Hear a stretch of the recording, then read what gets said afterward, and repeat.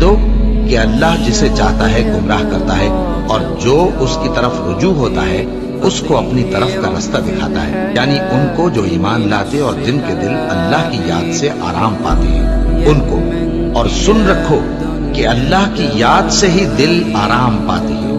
جو لوگ ایمان لائے اور عمل نیک کیے ان کے لیے خوشحالی اور عمدہ ٹھکانہ ہے۔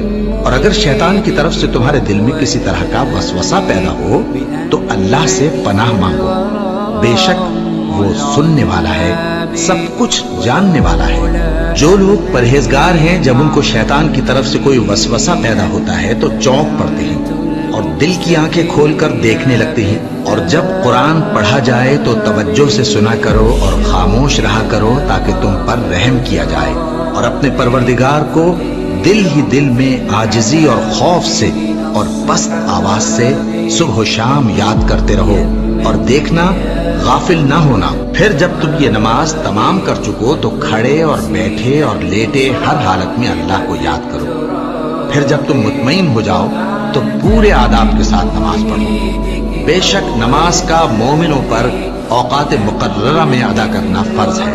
مسلمانوں، نجات نہ تو تمہاری آرزوؤں پر ہے اور نہ اہل کتاب کی آرزوؤں پر۔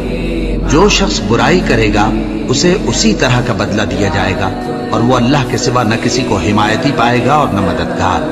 اور جو کوئی رحمان کی یاد سے آنکھیں بند کر لے یعنی تغافل کرے، ہم اس پر ایک شیطان مقرر کر دیتے ہیں تو وہ اس کا ساتھی ہو جاتا ہے، اور یہ شیطان ان کو رستے سے روکتے رہتے ہیں اور وہ سمجھتے ہیں کہ وہ سیدھے رستے پر ہیں، یہاں تک کہ جب وہ ہمارے پاس آئے گا تو اس شیطان سے کہے گا کہ اے کاش مجھ میں اور تجھ میں مشرق و مغرب کا فاصلہ ہوتا، تو برا ساتھی ہے۔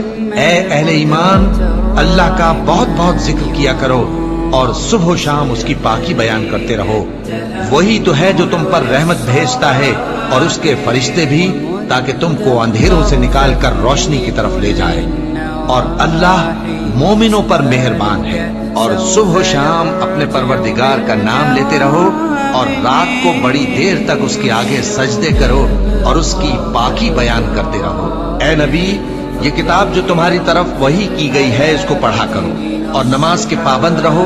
کچھ شک نہیں کہ نماز بے حیائی اور بری باتوں سے روکتی ہے، اور اللہ کا ذکر سب سے بڑا ہے، اور جو کچھ تم کرتے ہو اللہ اسے جانتا ہے۔ مومنوں، جو پاکیزہ چیزیں اللہ نے تمہارے لیے حلال کی ہیں ان کو حرام نہ کرو، اور حد سے نہ بڑھو کہ اللہ حد سے بڑھنے والوں کو دوست نہیں رکھتا، اور جو حلال و طیب روزی اللہ نے تم کو دی ہے اسے کھاؤ، اور اللہ سے جس پر ایمان رکھتے ہو ڈرتے رہو۔ ایمان والو، شراب اور جوا اور بت اور پانسے یہ سب ناپاک کام اعمال شیطان سے ہیں، سو ان سے بچتے رہنا تاکہ تم کامیاب ہو جاؤ۔ شیطان تو یہ چاہتا ہے کہ شراب اور جوئے کے سبب تمہارے آپس میں دشمنی اور رنجش ڈلوا دے اور تمہیں اللہ کی یاد سے اور نماز سے روک دے۔ تو کیا تم لوگ ان کاموں سے باز آؤ گے؟ جو شخص نیک اعمال کرے گا، مرد ہو یا عورت، اور وہ مومن بھی ہوگا، تو ہم اس کو دنیا میں پاک زندگی بسر کروائیں گے اور آخرت میں ان کے اعمال کا نہایت اچھا صلہ دیں گے۔ سو جب تم قرآن پڑھنے لگو تو شیطان مردود سے اللہ کی پناہ مانگ لیا کرو۔ حقیقت یہ ہے کہ جو مومن ہیں اور اپنے پروردگار پر بھروسہ رکھتے ہیں ان پر اس کا کچھ زور نہیں چلتا، اس کا زور انہی لوگوں پر چلتا ہے جو اس کو رفیق بناتے ہیں اور اس کے وسوسے کے سبب اللہ کے ساتھ شریک مقرر کرتے ہیں۔ تو تم مجھے یاد کیا کرو، میں